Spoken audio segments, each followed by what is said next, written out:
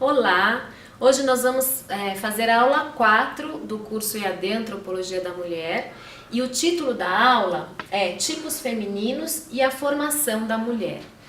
Então, eu vou apresentar como sempre o esquema. Nós vamos fazer em 4 partes. Uma pequena introdução para falar dos tipos, os tipos femininos a partir da literatura, a visão de formação e alguns elementos práticos para a formação da mulher e a imagem ideal da alma feminina. Então, começando com essa pequena introdução, nós vimos nas outras aulas a essência, a estrutura universal do ser humano, que é o corpo, psique, espírito, e como cada um é chamado a se formar enquanto ser humano completo. Depois nós vimos que também cada um é chamado a se formar enquanto homem ou mulher, nós falamos da espécie masculina e da espécie feminina, e que tudo isso se concretiza em cada pessoa de acordo com a sua singularidade, porque cada um é único e singular. Mas além das características universais e da singularidade, é possível agrupar as pessoas de acordo com certas tipologias, identificar no ser humano diferentes tipologias, ou seja, agrupar as pessoas de acordo com determinadas características. Essas características, elas podem ter a ver com a comunidade de povo a qual a pessoa pertence. Então, por exemplo, quando eu encontro com alguém, eu posso reconhecer que se trata de alguém que faz parte da cultura francesa ou que é um brasileiro típico. A gente não se resume ao nosso tipo, a ser brasileiro ou ser francês. Nós somos sempre uma pessoa singular, mas é possível reconhecer nas pessoas determinados tipos. Então, é a partir da comunidade a qual nós pertencemos, segundo características psicológicas, a gente identifica o tipo introvertido, o tipo extrovertido, fleumático, enfim, é possível também agrupar a partir dessas características, ou ainda a partir da idade, né, o tipo criança, o tipo adulto, o tipo idoso, a gente reconhece características específicas de acordo com a idade, né, com a faixa no desenvolvimento, e também os tipos masculinos e femininos. E é isso que nós vamos falar hoje, de alguns tipos femininos que Edith Stein vai apresentar. É importante também a gente não confundir o tipo com a essência.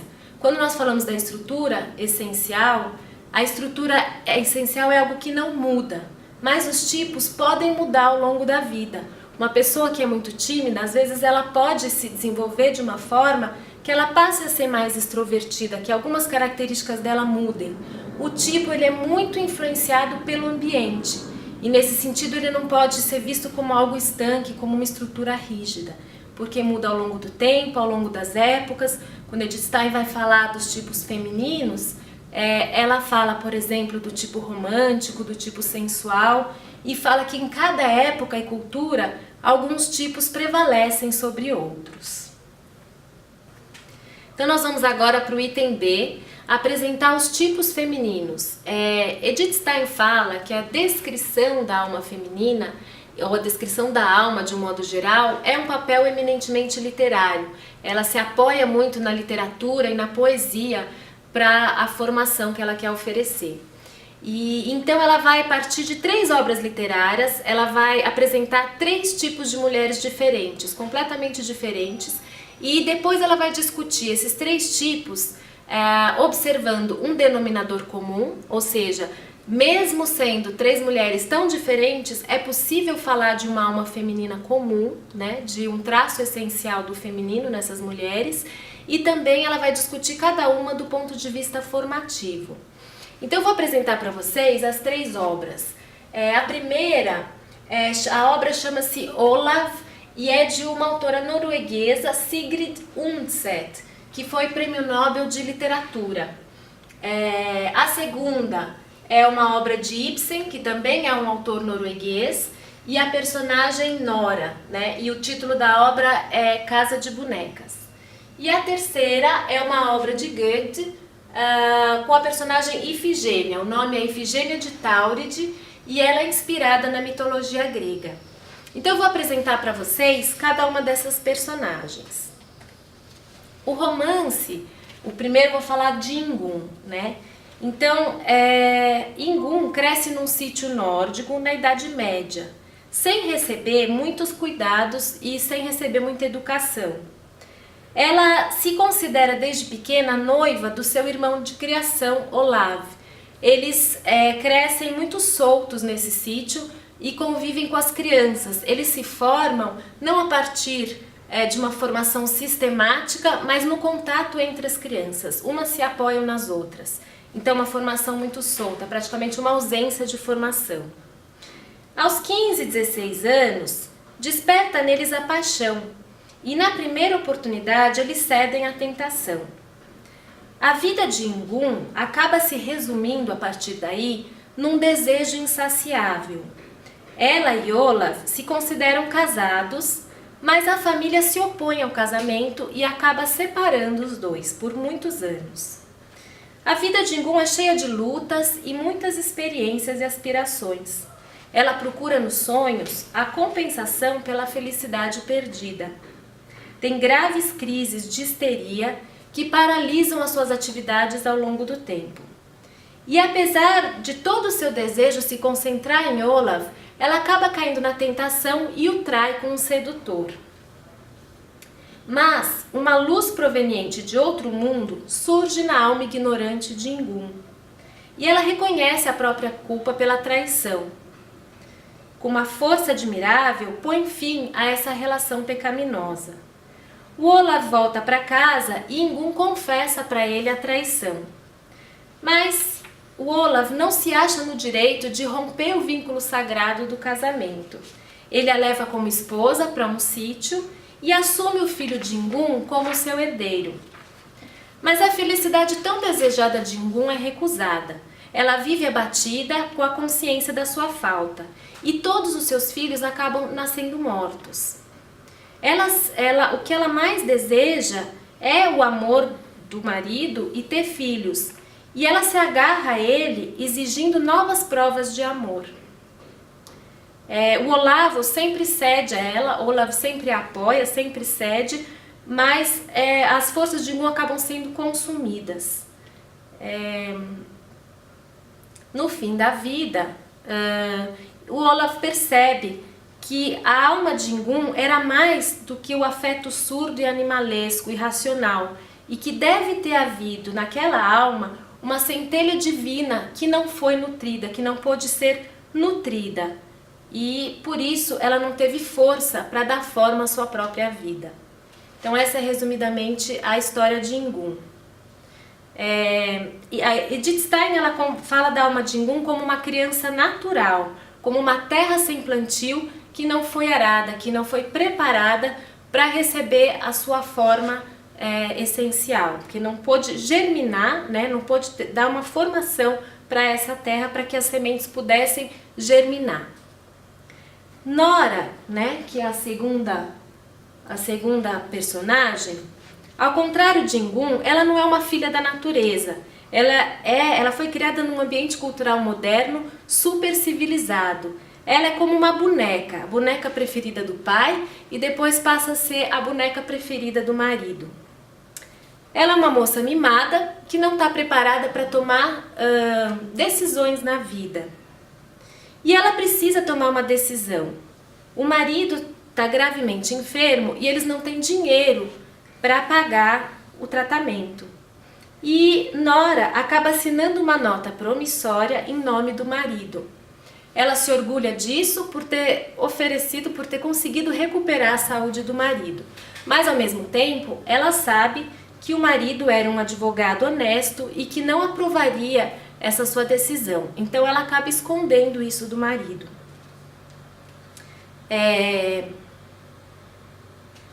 Quando o credor vem cobrar essa nota promissória e ameaça revelar ao marido a verdade, a Nora decide se suicidar. E ela não toma essa decisão por medo de ser repreendida pelo marido, mas pelo fato de temer e ao mesmo tempo esperar o extraordinário. O que seria esse extraordinário? Que o marido, movido por um grande amor, assumisse a culpa dela. Mas não foi isso que aconteceu. O marido a condena moralmente e afirma que ela já não merece educar seus filhos. Desiludida, Nora reconhece a si mesma e ao próprio marido e o vazio da sua convivência e afirma que já não merece que esse tipo de relação já não merece ser chamada de casamento. Ao passar o risco do escândalo social, o marido se dispõe a perdoar a esposa e a restabelecer as coisas em seu estado anterior. Mas Nora já não consegue voltar atrás, porque ela sabe que ela precisa se tornar um ser humano verdadeiro, ela precisa deixar de ser aquela boneca mimada antes de conseguir ser outra vez esposa e mãe. Ela também entende que o marido precisa deixar de ser apenas uma figura social para deixar emergir o seu próprio ser, o seu verdadeiro ser. E para que essa nova convivência pudesse se transformar em um matrimônio autêntico. E Ifigênia, finalmente, que é a obra de Goethe, Ifigênia é condenada à morte pelo pai segundo uma maldição de família, e ela é salva pelas mãos da deusa Diana. Passa a servir como sacerdotisa no templo em Tauride e é venerada como uma santa. Mas o seu coração não se adapta. Seu desejo é voltar para sua pátria, para junto dos seus.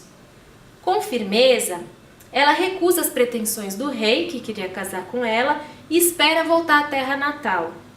Mas como castigo, o rei pede que ela ofereça à deusa Diana, em sacrifício, 2 estrangeiros que foram encontrados na praia. E um desses estrangeiros era o seu irmão. Ela fica dividida entre salvar o irmão e ela própria através da mentira e da trapaça, ou entregar todos à perdição, falar a verdade e entregar todos à perdição. Num primeiro momento, ela opta pela primeira opção, vendo como um mal menor. Mas a sua alma pura não suporta a falsidade e o abuso da confiança.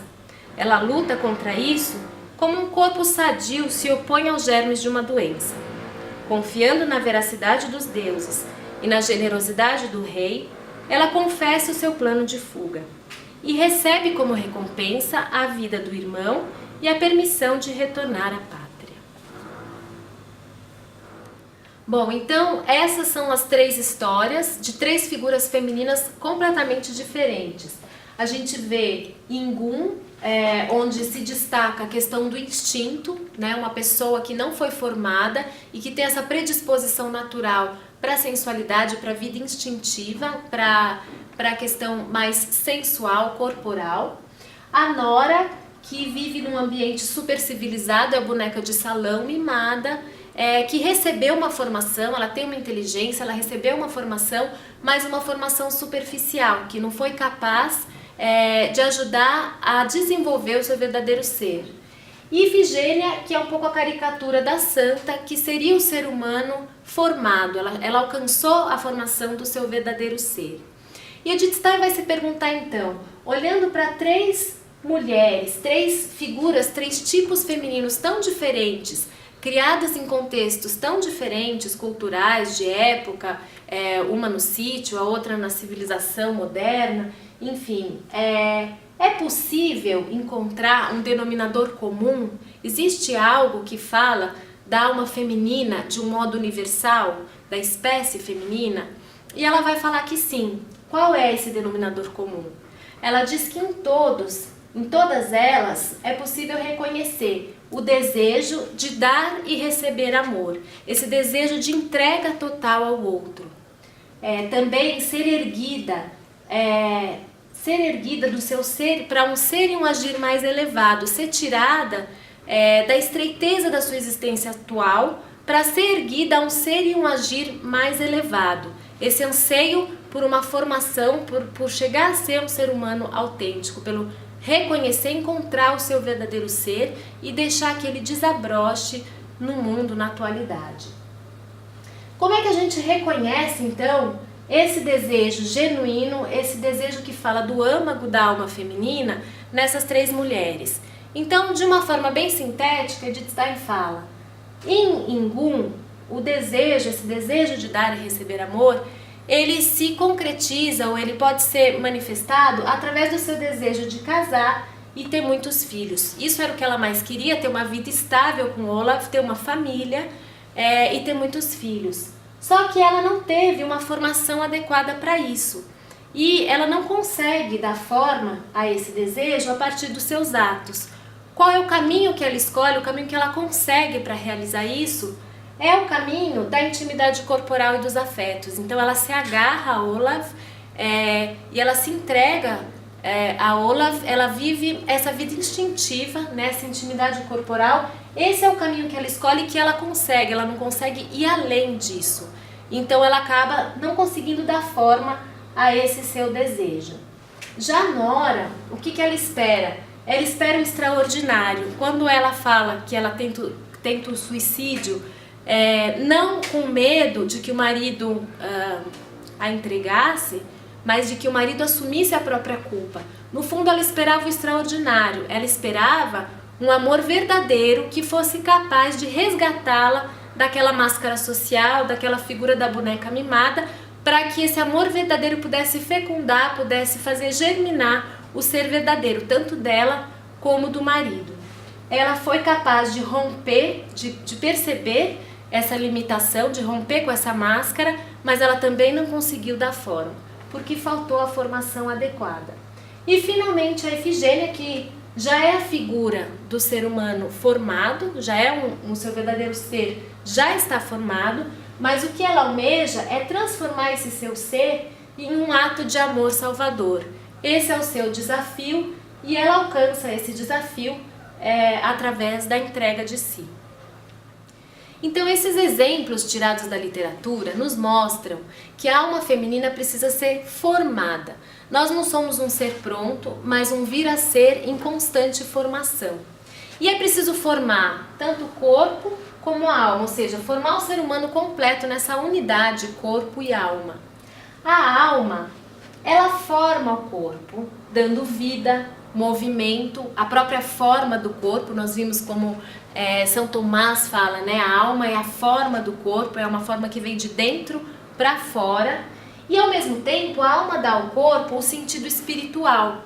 A nossa dimensão psicofísica, dos instintos, dos sentidos, que são próprias da dimensão animal, né, que é a nossa condição animal, vamos dizer assim, ela é elevada a partir das forças espirituais da alma, que são o intelecto, a vontade e o que Edith Stein chama de Gemut, ou o sentido afetivo, o ânimo, os afetos. Então, a partir da alma é que o corpo pode ser levado também à condição humana, não ficando restrito ou preso à dimensão instintiva, mas ele é capaz de uma atividade livre, de movimentos livres e motivados por um sentido.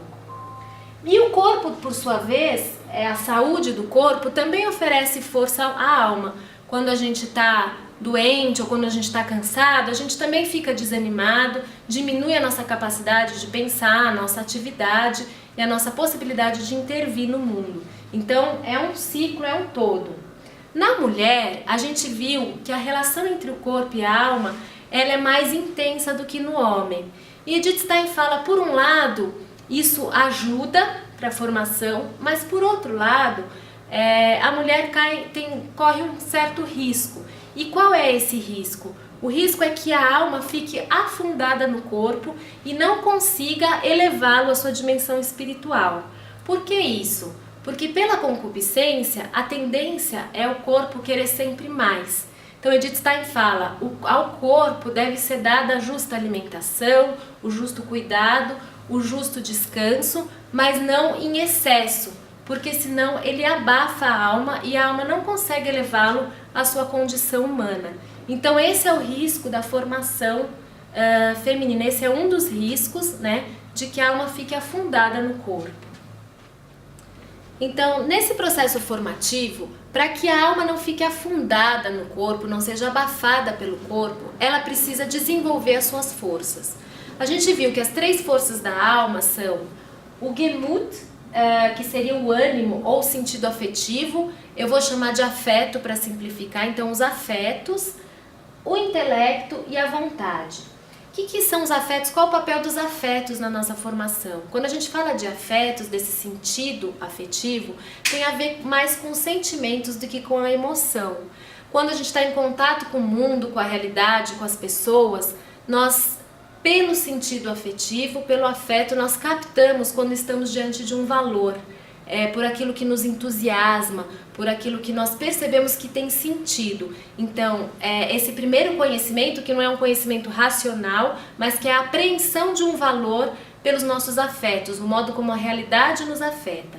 Então, essa é a força afetiva da alma e é a força central na mulher, que tem a ver com a sua vocação de ser formadora, porque a partir dele se reconhece o valor também das pessoas, é possível o autoconhecimento, aquilo que me toca, aquilo que me entusiasma, permite com que eu me conheça, como o mundo me afeta. Então esse é o Gemut. O intelecto, seu papel é a luz da razão, que permite o conhecimento objetivo das coisas e que ilumina o caminho, esse caminho formativo. E a vontade, que é a nossa capacidade livre de decidir. Então, daquilo que nos chega através do nosso sentido afetivo, nós somos capazes de escolher o que nós queremos dar livre vazão e acolher em nós como material formativo e o que nós queremos simplesmente ignorar ou neutralizar, que impulsos nós acolhemos e que impulsos nós neutralizamos. E como o afeto é a força central da mulher, existe um outro risco de um desenvolvimento unilateral do afeto, deixando de lado o intelecto e a vontade. Então é importante que na formação se busque o desenvolvimento dessas três forças juntas. Por quê? Porque o afeto sem a luz da razão e sem o guia da vontade acaba se transformando num movimento tumultuoso sem direção. Sem a luz da razão, o conhecimento da realidade passa a ser turvado simplesmente pelos meus afetos e eu perco essa visão objetiva que me confirma o que é aquela realidade. E com isso a gente enxerga a realidade de uma forma distorcida e a vontade acaba caindo em erros também. Então a gente acaba tendo ações erradas, ações que não nos constroem.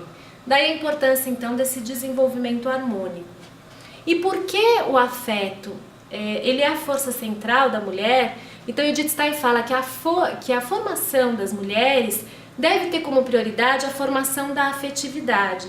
E ela faz aí uma crítica à escola que muitas vezes não preza por essa formação.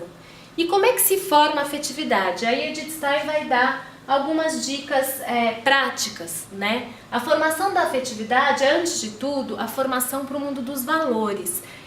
A gente não forma os valores a partir de uma formação intelectual, é pelo contato com o mundo dos valores, é vivenciando os valores que é possível formar a afetividade. Então, ela fala que uma coisa prioritária são os exemplos de vida, a partir da história, da literatura e da atualidade. Então, colocar a pessoa em contato com exemplos de vida que entusiasmem, que emocionem, que apontem para a direção de determinados valores. Então, ela fala colocar a pessoa em contato com o bem, com o verdadeiro, com o belo e com o divino que é capaz de nos atrair para o bem, para o belo e para o verdadeiro. Então, principalmente, o contato com essas obras, e ela fala da importância de algumas matérias na escola, como a literatura, a religião, a história, né, que são matérias privilegiadas para a formação da afetividade. E, sobretudo, ela fala o exemplo do educador, o testemunho de vida, que pode, vem do entusiasmo do educador, eu também me entusiasmo com aquele valor, ele aponta para o valor concreto, objetivo do ambiente a partir do seu entusiasmo. Mas esse entusiasmo, esse contato pelo testemunho, Edith Stein também fala que é possível cair num outro risco. Por quê? Porque os afetos e as emoções, elas são contagiantes, né? É possível ter esse contágio psíquico. Então é possível que a gente se emocione junto com a pessoa, mas não consiga compreender ou captar o valor que está por trás. Simplesmente isso fique num estado de ânimo, sem um enraizamento profundo no valor que brota daquela realidade. E para isso, para esse perigo do contágio psíquico, a gente precisa educar para uma autenticidade dos sentimentos.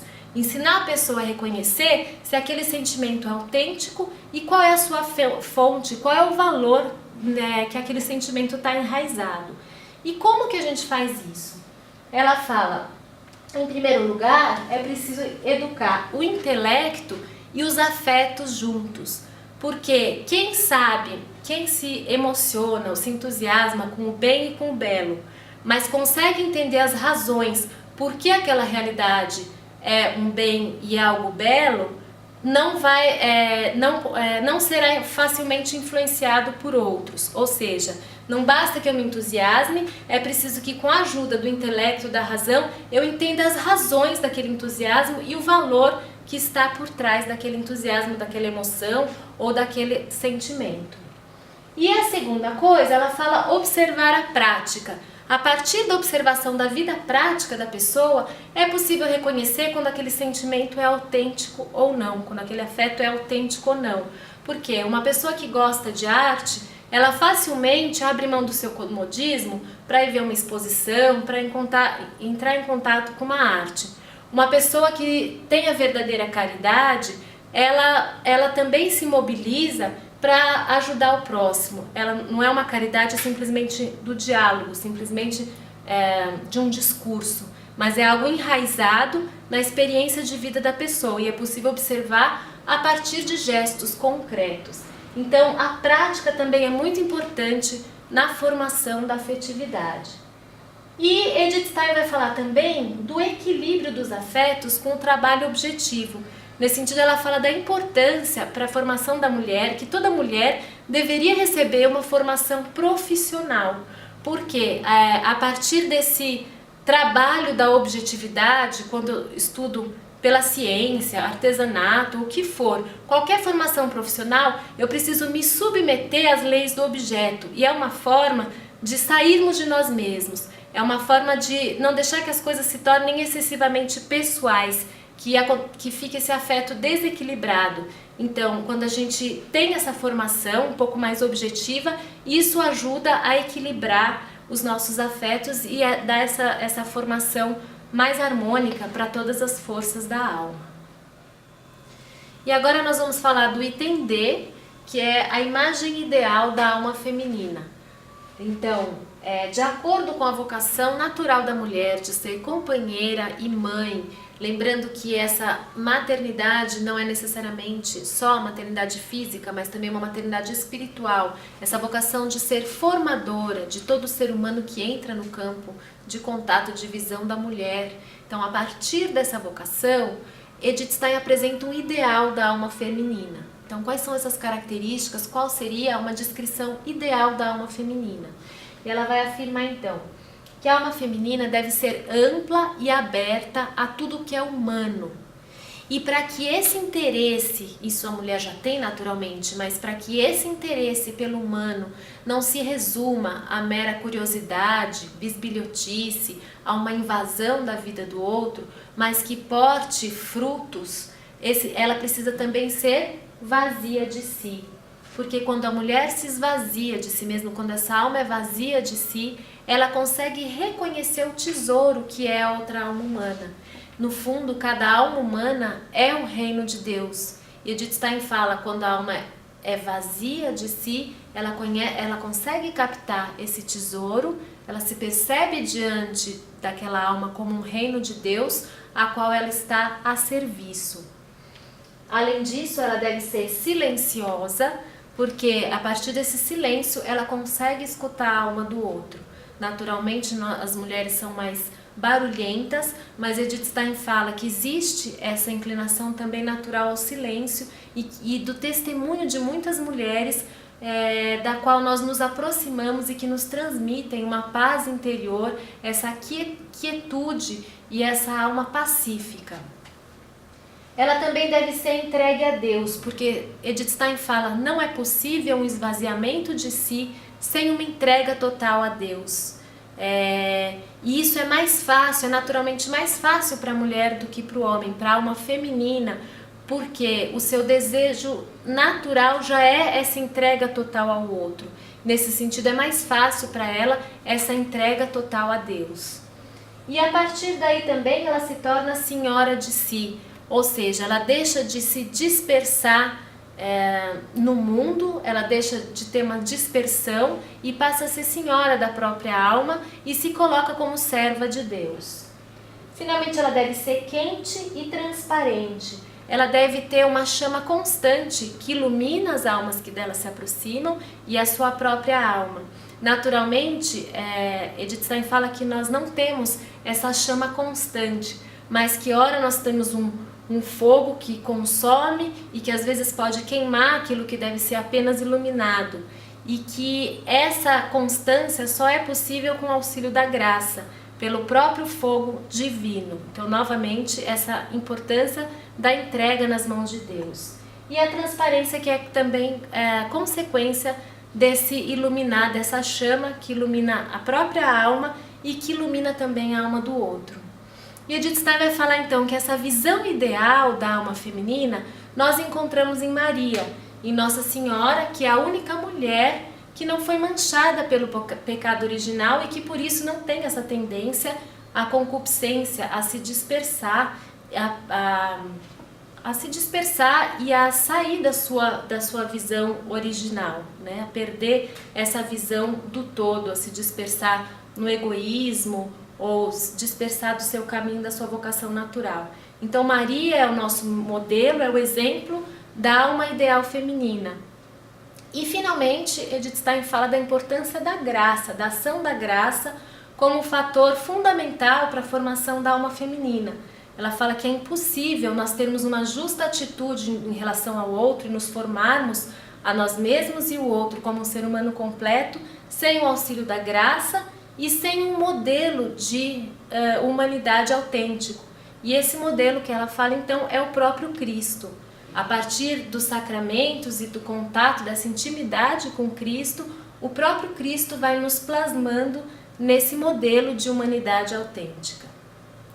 Então, na aula de hoje, nós ficamos por aqui, né? Hoje esse era o último conteúdo que eu queria passar para vocês. E antes de finalizar, eu deixo então a pergunta para a autoavaliação de vocês. E a pergunta é: qual é o aspecto central da formação da mulher? Qual é o aspecto central para a formação da alma feminina e qual é o caminho, que elementos Edith Stein nos apresenta para um caminho concreto para essa formação? Fico por aqui então e até a próxima.